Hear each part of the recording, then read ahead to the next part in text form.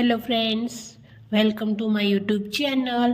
આજે આપણે મહેંદીના કોન કેવી રીતે બનાવવા એ શીખીશું.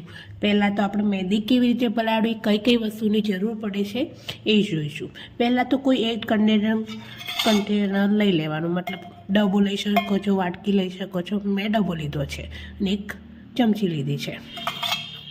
પછી બીજું છે ખાંડ તમે નાની મોટી કોઈ બી લઈ શકો છો. ત્રીજું છે પાણી તમે ગમે તે યુઝ કરી શકો છો, નોર્મલ હોવું જોઈએ. પછી ત્રીજું છે ઓઇલ, જે મહેંદીમાં ઓઇલ મિક્સ કરીએ છીએ એ ઓઇલ, નીલગીરી ઓઇલ, ટેટર ઓઇલ, તમે કોઈ પણ યુઝ કરી શકો છો. હું આ યુઝ કરું છું.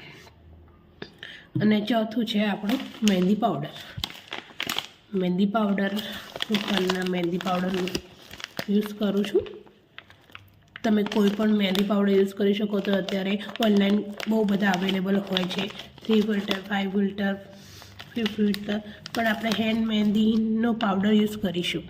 હું 100% ઓર્ગેનિક પાવડર યુઝ કરું છું અને 3 ફિલ્ટર આવે છે આ મહેંદીનો પાવડર. તમે ઓનલાઈન પણ મંગાવી શકો છો. પહેલાં તો મહેંદી પલાળતા પહેલાં એક વાટકો કાં તો ડબ્બો કાં તો ગમે તે લેશો. એમાં આપણે જે પલાળ્યું હોય એટલી મહેંદી લઈશું.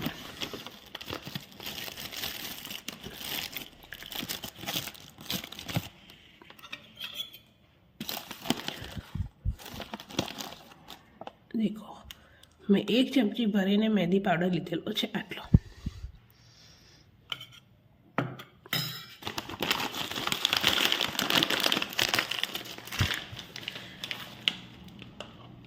મહેંદી પાવડરમાં આપણે પ્રેક્ટિસ માટે કોન બનાવતા હોય તો આમાં કંઈ પણ નાખવાની જરૂર નથી, ના ખાંડ કે ના ઓઇલ. ખાલી ઓનલી ફોર પાણી નાખીને આપણે મિક્સ કરીને 2-3 કલાક માટે ડ્રાય રિલીઝ માટે રાખીને પછી વાપરી શકો છો. પણ જો આપણે મહેંદીના કોન કલર માટે યા મતલબ કોઈના પાડવા માટે યુઝ કરતા હોય તો આમાં ખાંડ અને ઓઇલ મિક્સ કરવું જરૂરી છે.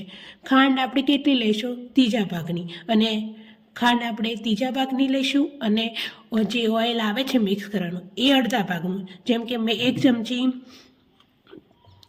ચમચી લીધી છે મહેંદી, તો એની 3 ભાગની ખાંડ લઈશું, મતલબ કે આટલી ખાંડ લઈશું. એ મિક્સ કરી લઈશું પહેલાં. પછી આપણે એમાં પાણી ઉમેરીશું ને ધીમે ધીમે મિક્સ કરતા જઈશું. એકદમ પાણી નહીં ઉમેરી લઈએ. પહેલાં આપણે જેટલી મહેંદી લીધી છે એટલે 2 ચમચી જેટલું પાણી લઈશું. એ મિક્સ કરી દયા પછી એને જોઈશું કે પાણીની જરૂર છે કે નહીં. એ રીતે ધીમે ધીમે અંદર લમ્સ રહેવાના જોઈએ, કે મહેંદી કોરી રહેવી ન જોઈએ. આવું સ્મૂથ પેસ્ટ બનાવી લેવાનું છે આપણે લાગે એવું. આવી રીતે ધીમે ધીમે બનતા રહીશું. હજી પાણીની જરૂર છે તો હજુ આપણે 1 ચમચી પાણી હજુ એડ કરીશું.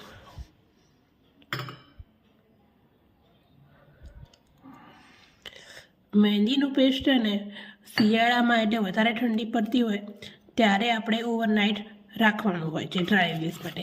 જ્યારે ઉનાળામાં બહુ ગરમીવાળું હોય ત્યારે 2-3 કલાક, 4-5 કલાક રાખીને આપણે કાઢી શકો છો, તો મહેંદી આપણી રેડી થઈ જાય છે. પણ ઠંડીના વાતાવરણમાં આપણે ઓવરનાઇટ 8 કલાક કે 12 કલાક રાખી શકાય.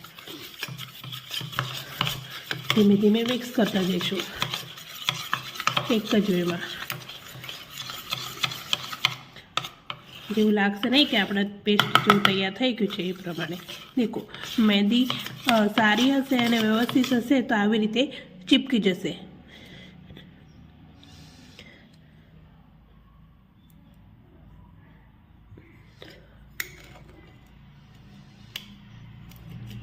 હજુ આપણે પાણીની જરૂર છે તો હજુ પણ આપણે પાણી ઉમેરીશું.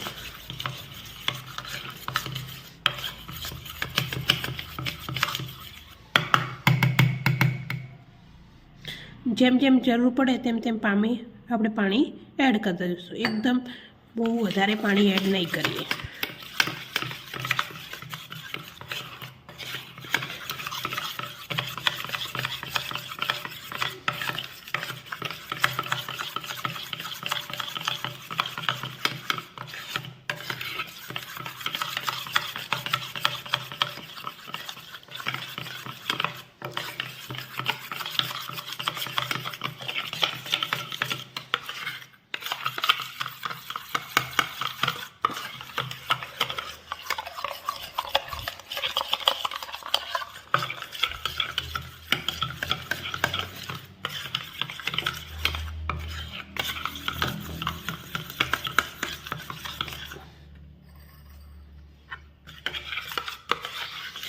આવી રીતે આપણે મિક્સ કરતા રહીશું 5-6 મિનિટ સુધી. માવીને એક જોતું કે કોઈ લમ્સ ન રહેવા જોઈએ, બધી મહેંદી આપણે પાણીમાં મિક્સ થઈ જવી જોઈએ. એવી રીતે મિક્સ કરી દઈશું. આપણે 1 ચમચીથી કરીબન 2 કોન બનાવી શકીએ છીએ, 2 થી 3 કોન.